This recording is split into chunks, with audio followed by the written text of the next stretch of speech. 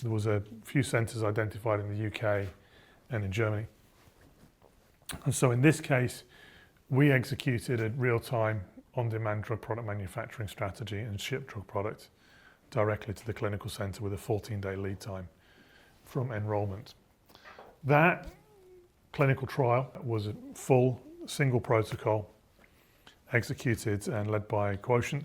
And in this case, we went from start of work on the program through to positive proof of concept in 18 months. So quite a swift program, helped by the fact it was a small molecule, relatively short shelf life compound, but the key thing here really was recruitment rate around getting these HAE patients in this later stage of development work. So by working with key opinion leader centres, we were able to achieve this positive goal.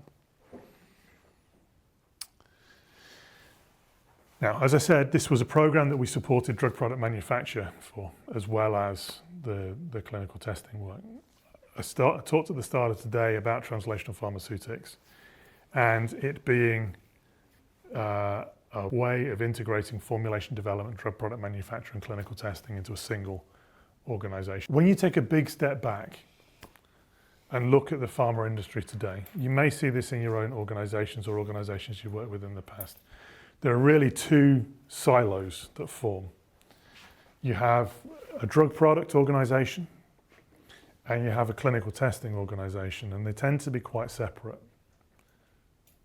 That structure was formed in the legacy large pharma blockbuster years, where the challenge, because of the scarcity of drugs, was about holding on to them and delivering scale, being able to push them through formulation development, analytical development, into clinical trial manufacturing, and through scale right the way through to commercial, or integrating all of the key challenges and concerns that occurred within the clinical side of the organisation.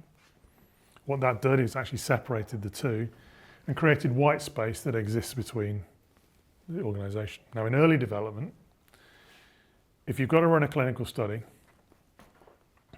and I've been in these meetings, you get the drug product guys sat on one side of the table, and they usually all sit really quite closely together. And you get the clinical guys sitting on the other side of the table, and they sit really quite close together. And the clinical guys say to the drug product guys, we're doing first subject, first dose in June next year.